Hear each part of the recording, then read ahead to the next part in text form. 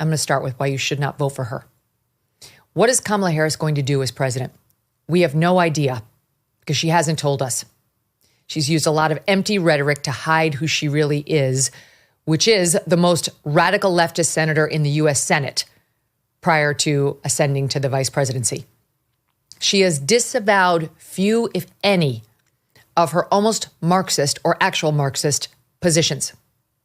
A few years ago, when she was running for president in 2019, she said she wanted to ban fracking. Now she says she won't.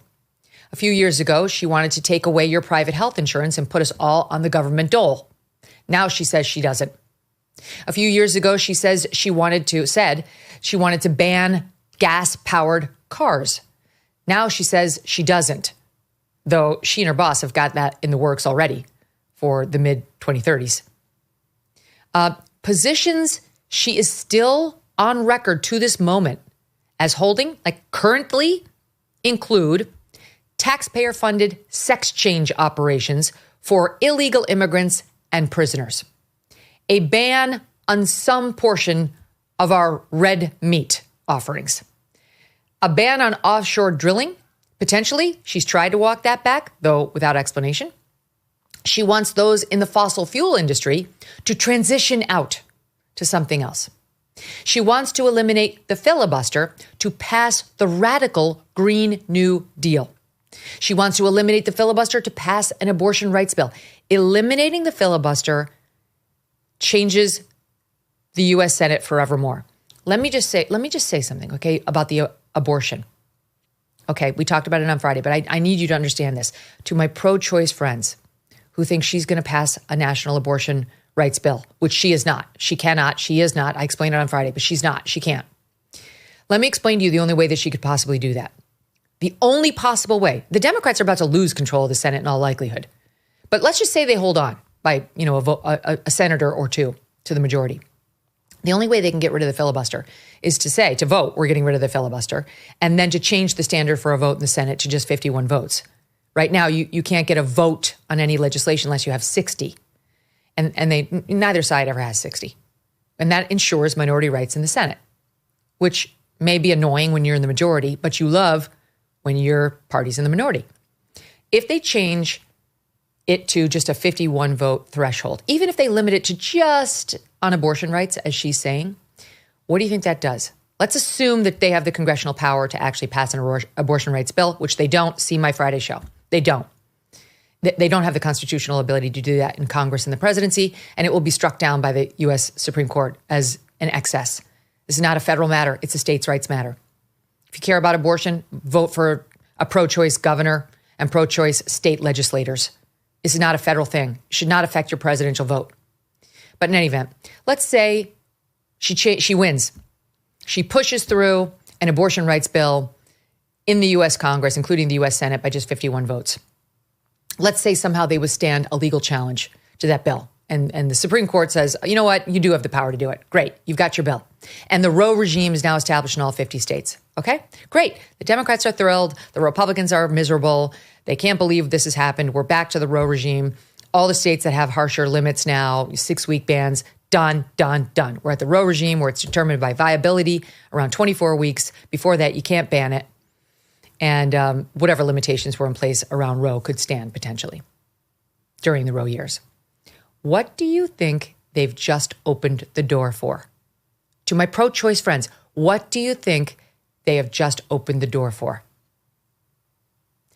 That behavior is an acknowledgement that abortion can be regulated at the federal level and that nationwide policy can be set by the party in control with just a 51-vote majority in the Senate. Do you really think there will be no time in the future in which we have a Republican pro-life president and a Republican majority in the Senate and a Republican majority in the House that might be inclined to pass a nationwide ban? Do you really think that's such an impossibility that you want to get rid of minority rights in the Senate, which means getting rid of the filibuster? You want to take that gamble? Right now, the majority of states still allow abortion, still follow the Roe regime. A handful of small deep red states have gone much more restrictive on it. And the women in those states will have to make a choice about leaving, if this is a big issue for them, getting abortion drugs mailed to them, or just traveling to another state if they want an abortion. But the vast majority of women in America will have absolutely no trouble procuring an abortion now. But if the Democrats, including Kamala Harris, get rid of the filibuster in the Senate and say they can take a vote on abortion with just 51 votes and manage to pass a national abortion regime, they have opened the door. They have greenlit the ability of the Republicans to come back when they're in power and do exactly the opposite if they take power. The better and correct legally analysis is that the U.S. Congress does not have the power to regulate abortion on a national basis. Post-Dobbs, it is a state-by-state matter, and that's exactly as it should be. That's exactly where both sides should want it to remain. So her saying she wants to eliminate the filibuster to pass an abortion rights bill is extremely dangerous for both sides. Pay attention. I urge you, women who are about to vote on this issue, no one is telling you that. I practiced law for a decade. Trust me on the abortion issue. I have researched this. No good will come to you in getting rid of the filibuster and strong arming through an abortion rights federal law. Moving on. She apparently no longer wants to decriminalize illegal border crossings, but I'm not sure because she really won't say much about it. She certainly hasn't committed to any deportations of the between 10 and 20 million illegals who came in on her watch. She never talks about deportations. She only talks about pathway to citizenship. She wants to cut back on cops. She's made that clear. She said she wanted a mandatory buyback program for guns in America, which would also likely be unconstitutional. You can't say retroactively that something is unlawful. That was lawful just a minute ago. Can't I have my gun and on Monday it's legal and on Tuesday it's illegal and Kamala Harris shows up to collect it. Now, under pressure as she ran in this campaign, she claims she owns a gun. Yeah, John Wayne's back. And she doesn't want a mandatory buyback program, right, because it's illegal. But she does back an assault weapons ban, which would make even certain kinds of semi-automatic handguns illegal. Great. Good luck with that. We have between 300 and 400 million of them in the United States. I look forward to your ban. Exactly how do you plan on implementing that? She wants public funding of health care for illegals. I don't want to pay for the dental work of the illegals who are killing our children. Maybe it's just me. I don't want the lure to the other illegals who are thinking about coming here once she reopens our borders, which she absolutely will. Now they find out that they can get these government checks to get housing, they can get government checks to get food, and they can get government checks to get benefits, to get healthcare benefits. Most Americans can barely pay for their own healthcare. Never mind the healthcare of the people pushing the fentanyl down our college kids' throats. Culturally, she says she wants us to be as woke as possible. Here she is. You know, we have to stay woke. Like, everybody needs to be woke. And you can talk about if you're the wokest or woker, but just stay more woke than less woke. Yeah. She's an idiot, but she's a dangerous idiot. She invited men in dresses with beards to the White House. Remember this? In they come, 6'4" man in a dress, behaving like a schoolgirl with his beard and his mustache. Okay, in our White House. She allowed men with fake breasts, posing as women, to expose those breasts on the White House lawn. Look at this disgrace. She thought this was inclusive. She wants to be inclusive of these sick people at the People's House.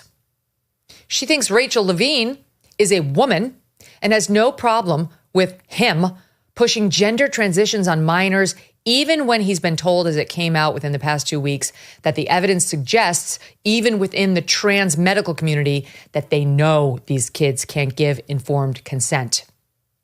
Kamala Harris raised money to bail out BLM rioters in Minnesota who hurt civilians and cops. She told Jacob Blake, who threatened cops with a knife, that she was proud of him. She is as woke as they come. And don't think for 1 second she has checked that at the White House door. She just hasn't been center stage for these 4 years.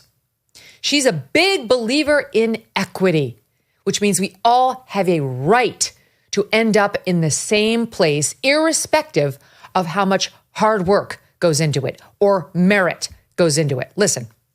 So there's a big difference between equality and equity. Equality suggests, everyone should get the same amount. The problem with that, not everybody's starting out from the same place.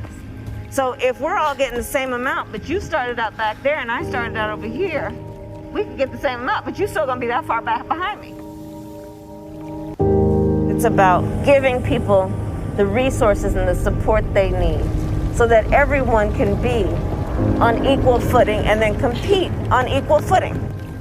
Equitable treatment means we all end up at the same place. We all end up at the same place. Your neighbor has a right to your job, your home, and your things, even if he doesn't work as hard as you do, because of equity. Got it? That is Kamala Harris's America. I could have shown you 40 sound bites of her saying that. It was not a one-off. This is her core belief. It is Marxist, and she's not abandoned it.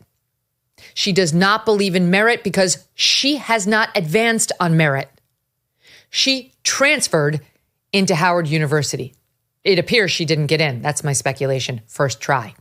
She got into law school on a diversity crutch. She failed the bar exam first time out. She got into the San Francisco DA's office and then began an affair with the most powerful man in California politics, who was some 40 years her senior. Sure, it was love. He paved the way for her to become DA, the top job in the DA's office, and there began her real ascension into power. She became vice president because she is a black woman. Joe Biden made that explicit.